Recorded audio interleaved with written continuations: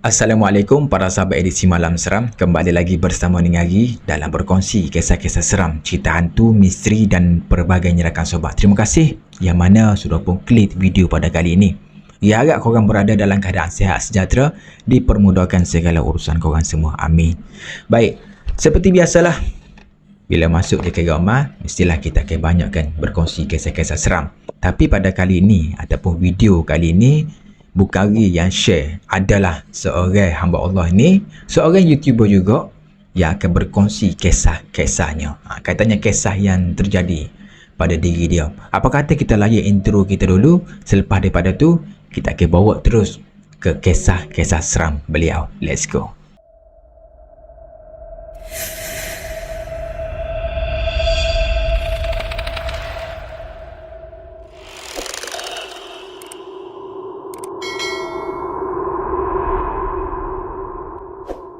Okey, baik sahabat, seperti yang dibagi tahu tadi, kita ada salah seorang YouTuber yang mana akan berkongsi lah kisah-kisah seram yang jadi pada diri dia.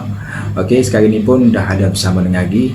Kita call apa semua dan dibagi tahu dia free dan okey, tidak ada masalah lah. Okey, Assalamualaikum, Abang Seram. Waalaikumsalam warahmatullahi taala wabarakatuh. Okey, macam mana bang? Sihat ke sekarang ni? Alhamdulillah sihat walafiat. Kiri apa khabar, okey ke? Alhamdulillah sihat. Tapi sekarang ni dia ada masa sibuk dengan bekerja tu lah. Betul, sama lah kita. Cuma masa maknanya okey ni sekarang ni okey lah, free lah, boleh roblah apa semua. Dan kita plan lama dah kan untuk buat part yang kedua ni dah. Lebih kurang dalam 1 betul, bulan. Betul, lama dah, 3 bulan juga rasanya. Untuk lepas daripada part yang pertama tu, kita nak masuk ke part yang kedua. Assalamualaikum jugalah, tapi alhamdulillah malam ni baru rasa boleh buat pula video. Jadi baik, terima kasih lah pertama sekali nak ucapkan kepada Abel kerana sudi untuk join podcast malam ni lah. Kita berkongsi. Terima kasih kembali juga kepada Kerry. Okey baik, malam ni berkongsi tentang kisah pengalaman yang jadi pada diri Abel ke ataupun orang lain yang berkongsi pengalaman dekat Abel? Kisah Abel sendiri pun ada banyak juga yang Abel boleh share kalau Kerry sudi dengar lah. Okey, boleh sudi tu. Jadi malam ni Abel nak share kisah pengalaman Abel lah. InsyaAllah boleh. Okey baik, sebelum kita masuk lah ke kisah seram Abel, ia adalah 1-2 soalan yang nak tanya Abel. Apa sedia ke nak jawab? InsyaAllah bersedia. InsyaAllah. Okey, soalan pertama lah ditanya Abel, macam mana Abel ni boleh terjebak masuk ke dalam bidang YouTube ni? Terfikir nak buat YouTube. Macam mana boleh terjebak masuk? Okey, terjebak masuk.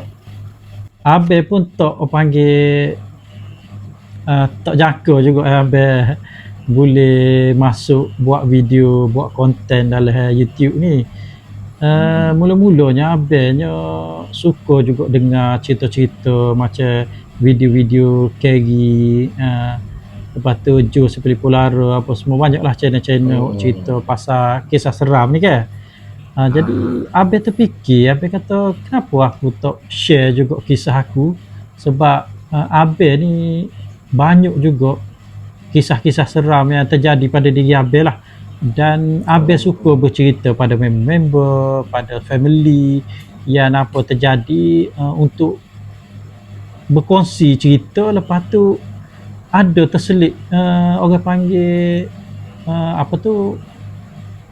pengajaran.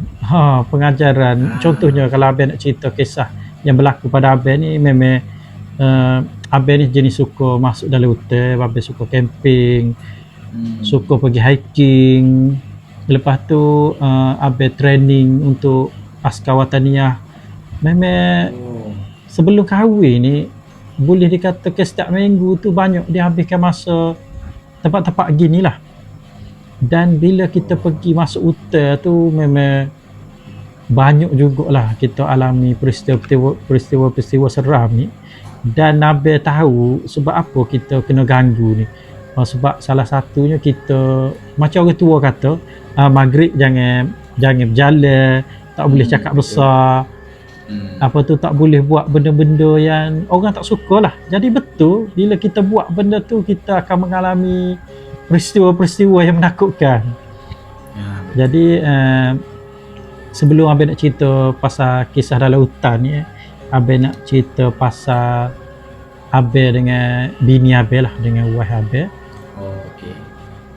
Dekat sini pun banyak juga pengajaran yang kita dapat, di mana Abang ni baru berpindah duduk di satu tempat lah, satu Abang sewa rumah. Kawasan ni kawasan agak terpencil juga, agak orang panggil kawasan dalam hutan jugalah. Dan Abang memang jenis suka kawasan apa panggil, kawasan hutan-hutan gini. Dan bini Abang, salah satunya bini Abang ni dia jenis orang panggil hijab terbuka lah. Dan dalam family dia ada 4 orang adik-beradik, dan 3 orang adik-beradik dia ni semua je macam dia ni. Dia panggil apa, indigo panggil ya. Yang boleh nampak benda-benda yang kita tak nampak ni lah. Dan bila pindah rumah kawasan hutan ni, hari pertama lagi, waktu maghrib, dia ada nampak seorang perempuan duduk berdiri dekat luar pagar bawah pokok manggis. Berdiri situ. Terutama maksudnya dekat dengan rumah lah, kawasan rumah dia lah. Ya betul, depan sebelah pagar rumah kita ni. Tepi pagar Mahaben ni dia ada pokok setor, pokok manggis, dan benda tu dia akan duduk situ. Tiap-tiap maghrib dia akan memang duduk situ. Lepas pada kita baca Yasin, bila baca Yasin, wah kata start je baca Yasin, dia dah berdiri situ. Dia berdiri dengan bau wangi dia, dan boleh nampak walaupun dalam gelap, wajah dia ni bercahaya. Jadi bila kita fikir macam tu, kita rasa macam bagus lah, mesti jin Islam lah kita kata kan. Tapi Abang cakap kat isteri Abang, memang mungkin benda tu jin Islam, tapi kita tak boleh nak percaya. Kita takut benda lain yang menyerupai ataupun cuba berlakon atau cuba untuk mengaburi mata kita lah. Sebab dalam Quran pun bagi tahu syaitan ni dia tipu daya dia sangat halus. Jadi banyak kali memang berlaku dia akan mari duduk luar pagar lah, dan dia masuk dalam mimpi bini Abang ni, dan dia berkomunikasi. Dia bagi tahu, dia ceritalah macam seorang member. Dia kata, saya ni dah lama duduk kawasan rumah awak ni, jadi kita ni berjiran. Dia kata awak jagalah kebersihan tempat ni, jangan buat kotor, dia kata. Dan dia cerita dia boleh berubah orang apa semua, dan mimpi kali kedua, kali ketiga ni dia mari lagi. Dan bini Abang ni dia jenis orang perempuan, dia jenis kuat senggugut. Bila kuat senggugut ni orang kata susah nak pregnant kan. Betul tak Ri? Betul. Memang kita kahwin ni masa tu dah 4 tahun lebih dah, memang tak dapat zuriat.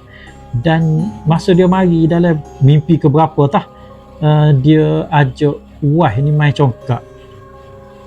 Siap wife ni nampak dalam mimpi dia tu kakak cantik ni, kita orang panggil kakak cantik sebab wife cerita dia sangat cantik lah. Dia bawa papai congkak, dia mari rumah Abang, tapi dia duduk di luar pagar. Dia panggil Hajar mari main congkak dengan akak. Tapi cara dia cakap tu macam orang Melayu lama bercakap. Kalau kita tengok cerita-cerita family dia kecek gitulah. Dan wife cakap dia, tak boleh kak, dia kata saya tak sihat, saya senggugut. Dia pun datang dekat bini Abang, dia pegang jari, dia kata awak esok okey lah. Jadi memang bangun pagi esok, dia punya senggugut tu dah tak ada dah sihat dah dia. Biasa dia kalau senggugut dalam 4-5 hari jugalah senggugut, tapi setiap kali senggugut benda tu mari, kakak cantik tu mari ubatkan dia. Kali ketiga dia ubat tu, dia cakap dekat bini Abang, dia kata awak ni tak lama lagi akan mengandung, dia kata. Jadi macam terkejut lah kan, macam kita dah 4 tahun 5 tahun tak ada zuriat kan. Jadi bila dia kata gitu, Abang pun tak percaya sebenarnya, sebab yalah jin syaitan ni kita tak tahu betul ke tak betul. Dia cakap, tapi memang betul bini Abang mengandung lepas tu. Dan kita ceritalah dekat jiran sebelah rumah ni, seorang makcik umur 60 lebih lah. Kita cakap, makcik semalam ajar mimpi, bukanlah semalam lah, sebelum ni ajar mimpi ada kakak cantik ni bagi tahu kat dia nak mengandung. Jadi makcik ni cakap lah, dia kata Wan, bahaya lah Wan, dia kata biasa Bunia ni dia curi anak orang kan, cerita-cerita zaman dulu kalau mengandung tiba-tiba tengok perut dah kempis dah tak ada anak kan, kayak gini kan. Dia betul dah kambing. Jadi bila dia cerita macam tu, malam tu benda tu mari dia geluk kayak dia suka ha dia kata awak jangan risau, dia kata saya tak curi pada anak awak, dia kata. Jadi Dia tahu, ni dah. Ya, tu abe peliknya macam mana benda tu boleh tahu yang bini abe ni nak pregnant. Padahal kita sendiri, wife abe sendiri pun tak rasa pun nak pregnant. Dan lepas tu dia mari lagi start daripada situ dia offer kat bini abe ilmu bakkan orang. Dia panggil pergi rumah dia nya wife saja nampak rumah dia nya tak berapa jauh daripada rumah kami lah. Dan rumah dia rumah kuning besar macam istana, dia punya bumbung ni color coklat, color hitam macam tu. Jadi bila wife masuk dalam rumah dia ni, bagi-bagi dalam rumah dia ni semua tembaga lagi. Dengan periuk tembaga, dengan meja tembaga. Meja dia ni macam meja Jepun, meja kita duduk bersila tu kan. Semua tembaga. Dan dia tuang air ke bini abe, tak tahulah air apa dia tuangkan. Dia masa bini abe nak angkat gelas ni, memang gelas pun daripada tembaga. Gelas tu dia kata berat. Masa tu nak angkat dalam mimpi tu dia kata jadi slow sangat dia nak angkat gelas nak minum ni. Kakak cantik tu cakap dia, nak tak saya ajar awak ilmu untuk ubatkan orang. Jadi wah abe pun dah terkejut. Wah habis cakap tak nak lah, dia kata sebab saya yakin saya ada Allah je yang menyembuhkan orang-orang sakit, dia kata. Jadi bila bini habis cakap gitu, kakak cantik ni tengok kat dia senyum. Lepas tu bini habis terjaga daripada mimpi. Dan 2 minggu lepas tu dia tak mari dalam mimpi dah. Dan dia tak mari dah maghrib rumah habis lah.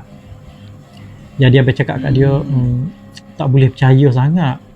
Sebab kita tak tahu betul ke benda ni jin Islam ke, betul ke dia nak ajar kita ubatkan orang. Lepas tu wife cakap dia, kakak cantik ni pernah bagi tahu dia kalau ada masalah nak minta tolong dia baca je dalam surah Yasin tu ada satu ayat, salamun qaulam mir rabbir rahim. Jadi bunyi dia macam bagus kan, betul tak Keri? Betul.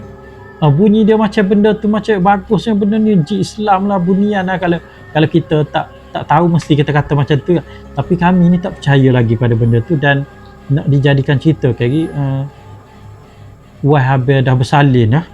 Dan keluarlah seorang bayi lelaki. Dia punya tangan dia ni sebelah kiri ni besar. Memang sangat berbeza lah tangan kiri dan tangan kanan.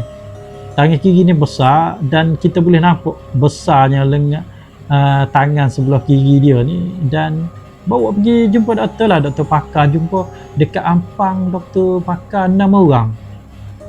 6 bulan pergi memang tak dapat. Bukan sakit, dia panggil apa, bila x-ray, bila scan semua tulang semua normal dan tak ada apa-apa penyakit lah, Alhamdulillah. Dan doktor ni tak tahu, dia pula tanya kita, dia cakap ada kok atuk nenek dulu tangan besar. Dia kata tak ada. Dan member-member ni duk pakak suruh pergi bubat kampung lah. Kita ni macam 50-50 kan. Betul. Dan Tuhan nak tunjuk tu Keri. Satu hari tu habis pergi rumah sepupu dekat Sendayan. Dekat Sendayan Negeri Sembilan kan. Jadi cakap lah dekat sepupu tu lama dah nak pergi Masjid Seri Sendayan ni. Sebab masjid tu comel kan. Jadi malam tu kita orang pergilah Masjid Seri Sendayan ni nak jadikan cerita. Terserempak lah dengan Ustaz Syafiq Mujahid. Ustaz Syafiq Mujahid yang famous dalam TikTok tu, yang takak-takak hantu tu kan. Dia bubak-bubak orang kerasukan, sako semua. Jadi Abel pergilah salah dengan Ustaz Syafiq. Syafiq ni dia tanya daripada mana, kita royak lah. Saya ni daripada Kuala Lumpur. Lepas tu dia kata jauhnya mari apa semua. Lepas tu masa tu Abel tengah duku anak Abel lah.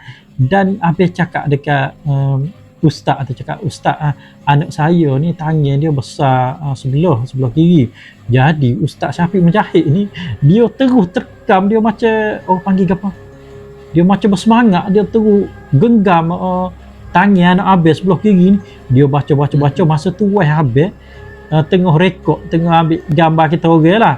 Dan Wahhabin ni bila ustaz tu baca doa ni, terus Wahhabin ni macam menggeletar dan dia cakap dekat Abel, Ustaz Syafiq Mujahid cakap dekat Abel, dia kata anak awak ni bukan sakit biasa, awak dah pergi jumpa doktor kan? Kata dah jumpa doktor.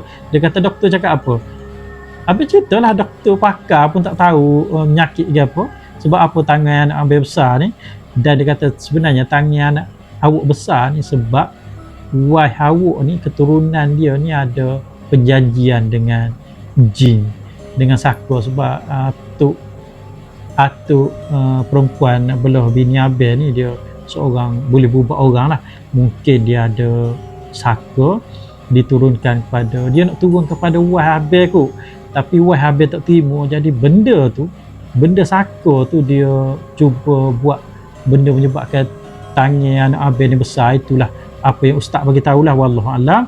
Dan dia nak tunjuk yang dia tu ada dalam keluarga kami. Jadi sebenarnya Kerry, kalau betul apa ustaz tu cakap, kakak cantik tadilah sebenarnya yang kena ajar ilmu berubah orang ni sebenarnya mungkin adalah saka dan bukan jiran jin kami lah sebenarnya, bukan dia duduk kat situ. Apa ya tak Kerry? Betul. Okay. Makna dia benda tu dia tipu daya, dia macam bila dia kenalkan diri, dia kata dia tu dah lama duduk dekat rumah Abel ni kan, sebenarnya tu mungkin dia tu saka dan dia nak suruh wife Abel ni ambil ilmu. Dan lepas pada kita kali ikut ibunya apa? Kali ikut kan masa wife Abel bagi tahu tu, dia ajak pergi ke rumah kan, nak belajar ilmu tu, takut ilmu tu ada salah satu perantara maksudnya okey, bila tak belajar jelas tu, lagi benda tu okey, contohlah adakah tadi Abel bagi tahu yang dalam mimpi tu wife Abel tu pergi ke rumah dia kan, katanya nak belajar satu ilmu, nak belajar satu ilmu, dia nak bagi tahu. Okey, takut ilmu tu masa dia tengah belajar tu, takut benda tu adalah satu perjanjian pula untuk wife Abel. Okey, ada lagi cerita dia pasal perjanjian ni. Lepas pada berubat tu, dia bagi lagi dalam mimpi, dia kata kalau awak beranak satu lagi, awak lahir anak satu lagi, tangan awak besar juga. Faham tak maksud dia? Makna dia cuba ugut. Dia cuba ugut dan dia kata dia mari lagi sekali. Lepas tu masa bini Abel balik Kedah, dia mari sekali lagi, dia offer ilmu Kerry. Dia kata awak ambil lah ilmu ni, awak ambil lah, kalau awak ambil awak akan jadi kaya, awak akan jadi cantik. Lepas tu dia kata jangan risau, tak ada perjanjian. Dia kata kalau awak mati nanti, anak awak pun saya tak akan cari. Dia kata tak. Makna dia siapa macam tu sekali, dia kata benda ni bukan satu perjanjian lah kalau wife Abel mati nanti. Jadi kami maksudnya ni kalau contoh kalau macam orang yang dengar cerita Abel separuh ni, mungkin orang kata dia ni memang dah lama tinggal sini, mungkin sebelum Abel sampai sini mungkin kakak cantik ni memang dah ada sini. Kalau orang lain ya, betul. Abel rasa memang dia ni daripada dulu lagi dia ikut bini Abel, daripada bini Abel kecil lagi dia ikut. Sebab masa tu bini Abel masa kecil ni dia antara cucu kesayangan arwah nenek dia ni lah. Patut. Dan benda tu ialah dia nak tunjuk yang dia ni bagus. Macam dia cakap kat bini Abel, dia kata saya tak boleh cari orang lain dah, sebab awak yang paling terbaik sekali. Dia kata awak ni jenis tak iri hati, manusia lain ni jenis iri hati. Dia cuba pujuk untuk suruh terima dia punya jadi pendamping bini Abel lah. Itulah maksud dia. Sampai tahap macam tu. Betul Kerry. Jadi itulah, kitalah jangan percayalah kalau macam tiba-tiba jin tu kata dia ni. Kan kita selalu dengar orang-orang kita, orang Kelantan kita kata atuk aku ni ada penjaga, keluarga aku penjaga aku ni Puteri Sakdung lah, Wali Songo lah, apa lepas lima hitam lah. Sebenarnya nama tu macam Wali Songo apa semua bunyi Islamik tapi sebenarnya bila nak mati nanti, masa tu lah dia ganggu, masa kita dah tak mampu nak bagi apa yang dia nak kan, masa tu lah kita jadi sakit, jadi kukuring. Betul tak? Pernah tak Kerry tahu cerita-cerita gitu? Betul. Kalau saka tu boleh dikatakan memang kebanyakan betul lah. Ya, kebanyakan benda-benda jin iblis ni dia nak menyesatkan kita je lah, dia nak pergunakan kita saja. Okey, jadi kali cerita kedua Abang nak cerita ni, cerita yang baru Abang cerita sebelum ni. Masa tu Abang ada satu latihan di Hulu Langak ni lah. Latihan tentera masa tu. Kan tentera. Okey. Kali dengar kali. Dengar. Jelas. Abang boleh teruskan cerita kedua? Okey, boleh. Teruskan. Cerita kedua, kali kak lah tengok tadi dah. Okey, boleh. Okey, cerita kedua ni kali masa Abang ada satu latihan di Hulu Langak ni, latihan tentera lah. Dan tempat ni memang kita memang selalulah selalu kalau belah-belah Kuala Lumpur ni dia akan di kawasan Hulu Langak ni ada dua tempat lah. Salah satu di Ulu Perdik. Jadi cerita ni berlaku di Ulu Perdik lah. Masa tu kami ni dalam beberapa grup dalam, kalau tak silap ada 30-40 orang anggota jugalah, dan 10 orang jurulatih masa tu. Dan member Abang ni seorang ni nama dia Khairul. Khairul ni dia jenis playboy sikit lah, dia jenis playboy. Dan dalam grup kami ni ada seorang anggota juga memang comel dia, lawa dia keturunan orang asli ni. Kalau awak comel ni betul-betul comel, memang dia ada kacukan dengan Cina. Biasa toke-toke balok masuk hutan kahwin dengan orang asli kan. Jadi keluarlah dia ni seorang cantik, ada lesung pipi, muka orang panggil muka buju siri kan. Memang ramai, hampir semua yang boya-boya ni memang suka kat dia lah. Dan dia ni jenis tak layan orang. Bunga ni dia jenis tak layan orang. Tapi dia ni ada satu tabiat dia. Mula Abang kenal dia ni, Abang ingat dia ni jenis suka mengelak. Bila sampai kawasan latihan, memang kalau sampai latihan kita turun daripada terak atau turun daripada lori 3 tan, mesti kita kena buat kerja kan. Kena pasang kemah lah, kemah untuk dulu latih lah, kemah untuk cook house lah, macam-macam benda kita kena buat. Dia ni bila dia turun je daripada lori 3 tan ni, mesti dia akan pensan. Dia akan pensan, dia histeria. Mula kita tak kenal lagi dia, kita ingatkan dia ni jenis mengelak. Bila dia buat histeria macam tu, orang angkat dia, papuh dia letak dekat kemah jurulatih apa semua, kipas-kipas kan. Jadi dia tak perlu buat kerja. Masa tu lah Abang ingat dia menipu. Jadi sebenarnya dia ni memang jenis, kalau kadang-kadang lah, tak selalu lah, kalau 10 kali masuk hutan tu 2-3 kali tu mesti dia pensan. Dia akan nampak benda-benda yang menakutkan, sebab dia ni jenis ada saka. Orang ada saka ni kalau dia masuk dalam kawasan hutan atau tempat-tempat yang keras ni, biasanya dia kena ganggu lah. Jadi mungkin dia ni, Bunga ni, dia tubuh lemah juga. Dan bila dia kena ganggu tu, dia tak dapat nak kontrol diri dia, dia rebuh, dia jatuh, dan dia histeria lah. Dan hari tu yang jadikan cerita ni, si Khairul ni dia kena sentri lah. Dia dengan Azim dalam tentera ni, kalau kita buat satu pekalan, kalau kita buat satu pos dalam hutan ni, kita kena ada sentri lah.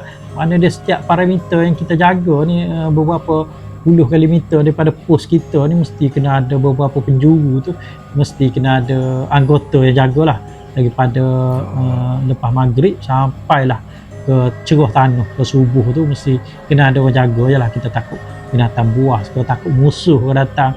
Dan bila sentri ni biasa menempatkan setiap point tu 2 orang, dan siap dengan senjata lah, dengan M16 ke M4 ke senjata.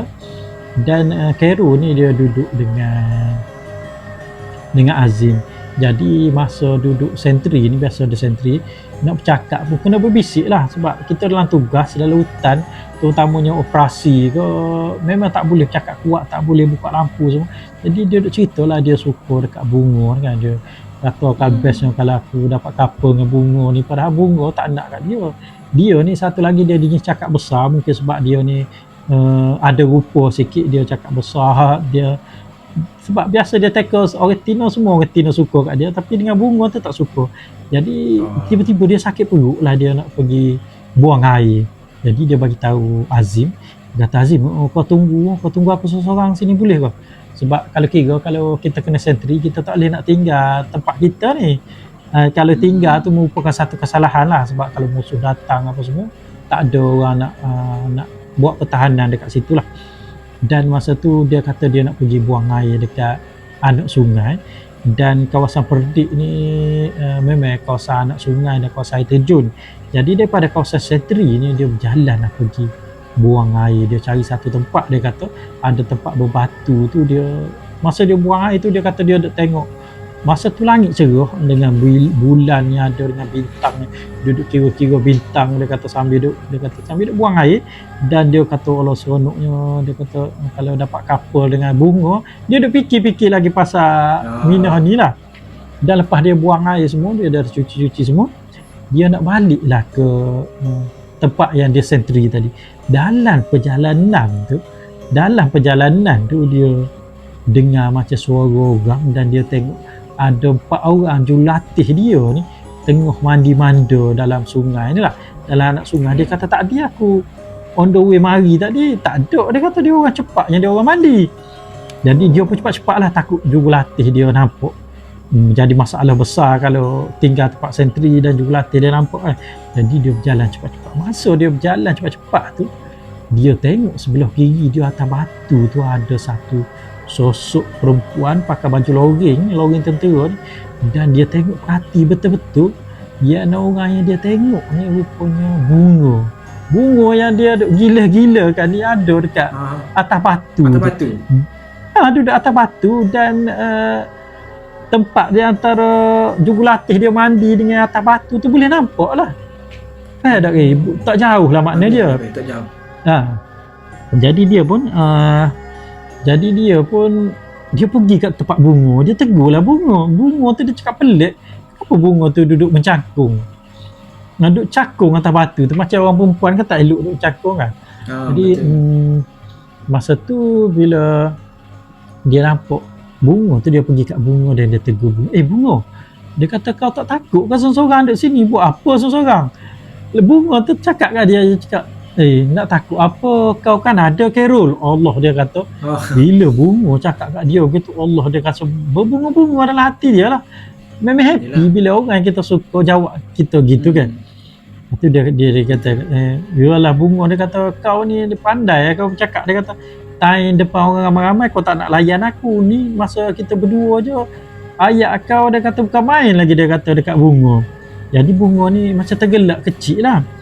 Dan dia kata aku nak duduk sini boleh tak? Dia kata marilah duduk. Dia kata bunga kata marilah duduk. Lepas dia cakap macam tu bunga ni dia terus buka tudung dia. Dia buka tudung yang dia pakai bunga ni.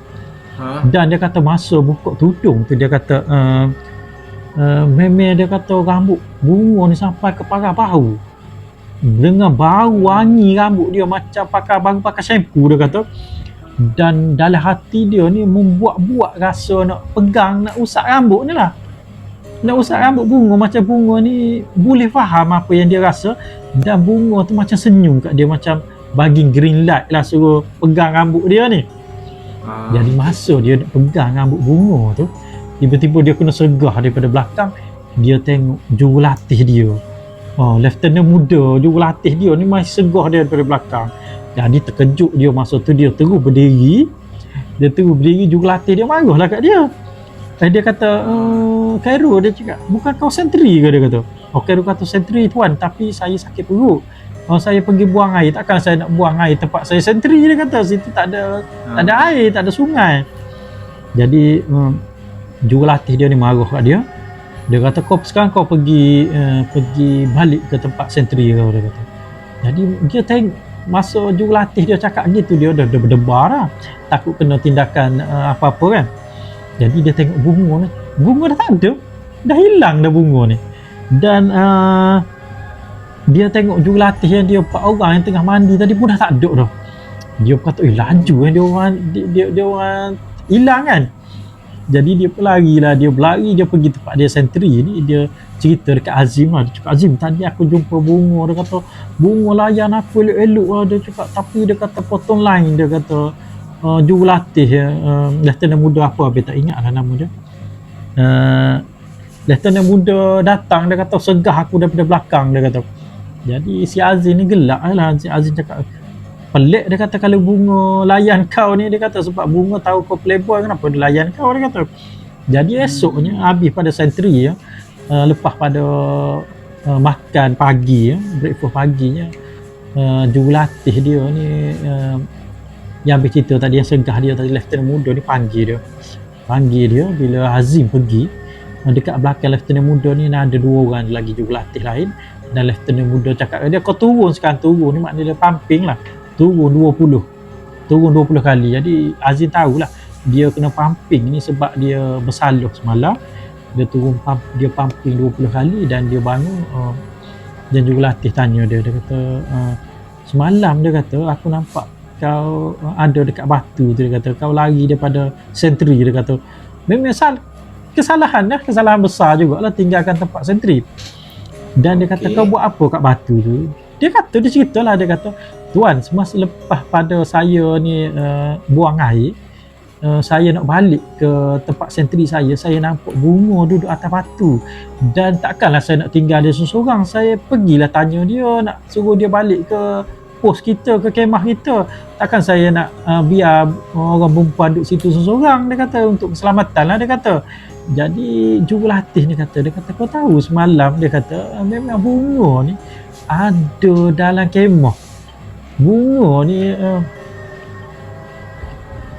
ni ada dalam kemah, dan dia tak pergi mana-mana pun sebab lepas pada sembahyang isyak tu dia histeria, bunga ni histeria, dan orang papuh dia letak dalam kemah apa semua, bagi ubat apa semua untuk tenangkan diri lah kot. Dan dia kata yang kau bercakap tu, aku nampak kau bercakap, tapi kau bercakap seseorang. Maknanya dia Kero ni dia bercakap seseorang, maknanya dia bukan bunga lah dekat atas batu tu, tak tahulah dengan siapa yang dia bercakap. Maknanya benda tu ada penunggu kat situ lah kot. Dia macam mana dia boleh tahu yang Kero ni syukur kat bunga dan dia berupa bunga duduk atas batu tu. Tu cerita yang kedua lah Kerry Abang nak share dengan Kerry malam ni. Maknanya dia punya apa? Tadi Abang bagi tahu dekat pangking ke benda pagi. Macam mana? Dia kena jaga. Mana tadi? Dia punya apa tempat tu? Dia kena jaga tu, benda nama dia? Sentri. Sentri ni dia macam mana? Maksudnya sentri ni dia kalau dalam tentera ni dia dalam hutan, kalau waktu malam ni dia kena ditempatkan, dia macam buat satu parameter lah. Kalau kita dalam kita kemah tentera ni ataupun markas yang kita buat ni, setiap penjuru ni beberapa, contohnya 100 meter daripada kemah ni ataupun 200 meter ke 150 meter ni dia ada orang jagalah. Maknanya kalau musuh datang tu, sentri dulu nampak. Sentri dulu bagi tembakan ke macam tu. Okey. Faham. Okey. Maknanya dua cerita bang. Tapi betul menyeramkan. Cerita yang pertama tadi dia dengar betul-betul first, maknanya kali pertama tu dia baru tahu tentang benda macam ni, maksudnya saka dan benda yang lagi kita panggil pun lagi tinggi yang terjadi pada Abel juga, White Abel tu, dan kepada anak Abel jugalah. Dan betul-betul dia punya ni lah, kisah dalam hutan tu betul lah orang kata kan. Maksudnya kalau kita masuk ke dalam hutan tu jangan sembang besar, cakap besar, lebih lagi. Jangan. Benda tu dielakkan. Orang tua dulu pun dia lari juga kalau masuk kawasan hutan, sebab kita tahu sendiri bahawa tempat tu bukan tempat kita kan. Kalau kita bercakap lagi, maksudnya kita boleh lah. Boleh pedoh lagi. Boleh pedoh kalau masuk lebih saya. Okey baik, dua kisah pada malam ni. Betul Kerry. Okay. Itulah Kerry kisah Abang nak share malam ni. Tapi banyak lagi kisah sebenarnya Abang, tapi kita stop dulu. InsyaAllah ada next time kita. Takut nanti panjang-panjang nanti peminat pendengar bosan pula. Betul. Jadi kita setengah jam ni kira okey lah kot. Okey lah. Tapi untuk kalau rasa ramai yang nak minta untuk buat apa pula, kita tak apa, kita cari pula apa. InsyaAllah. Tak boleh berkongsi. Okey, jadi rasanya kita stop. Kita akan berhenti sampai ni dulu Okey.